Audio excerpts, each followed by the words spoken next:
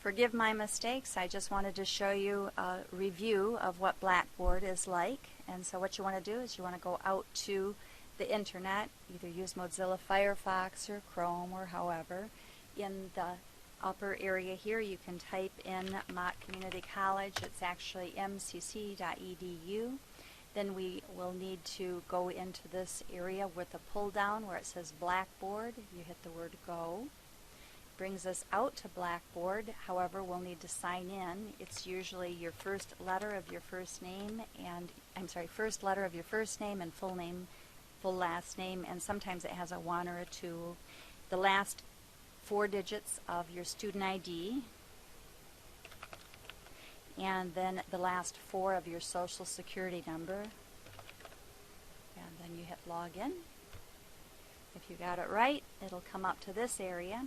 You point to the class that you want to look at. Not all teachers use Blackboard, but some of them do, so I've chosen the class that I want to look at.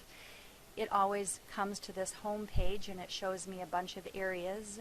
It's got also information, discussions, groups and tools, and help on the left. If I wanted to go ahead and submit an assignment, I would go into where it says assignments. If I want to submit a particular assignment, like maybe I want to submit assignment 10, I will look for something that has a hyperlink. Hyperlinks have an underline underneath them. So if I want to submit assignment number 10, I click on the 10, and it tells me at the top what it is I'm supposed to submit. So a file and a quiz from the office book in 3, and a quiz from the computer book 10. So I click it. And then I go ahead, if it's something that I wrote in my book, I just write the answers, whatever the answers are. If it's a file that I need to submit, then I'd go down to where it says Browse My Computer. I'd path to wherever it was. If it was on my C drive or if it was on my Y drive, I would go ahead and click on whatever I wanted and then hit Open. And down here it tells me the title link, and then I hit Submit. And it takes a minute, and then I say OK. If you forget to do this, sometimes it hangs it up and I never can read it. So I'll say OK.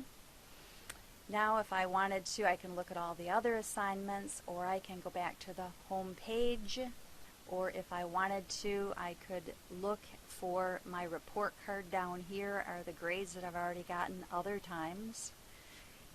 Or I could go ahead and look at the information area, and that just tells me everything that needs to be submitted in more detail. In the tools area, I can send emails to my fellow students or to the teachers. I can also look at my grades here. And in the grades, it tells me the date that it was due. In this column, it tells me the student's last activity, like when I submitted it, or when I looked at it last, the instructor's last activity, like if they graded it or what they did, and then it shows the grade that I've gotten here, and if it was 4 and the points possible, like 4 out of 4, and then if there's a comment over here. If it has an exclamation point, that just means that the teacher has not yet graded this particular assignment. If I have a question and I want to discuss it with other people, other students, I can go ahead and go into the discussion board, and there might be a question that I have about online quizzes. I can post something there, or a knowledge check from the office book, or homework that isn't a quiz, tests and study groups, whatever you want to discuss in there. If I'm all done, I can go ahead and hit log out, and that's all there is to it. Forgive my mistakes. I just wanted to kind of do it quick and dirty. Thanks a lot. Have a great day.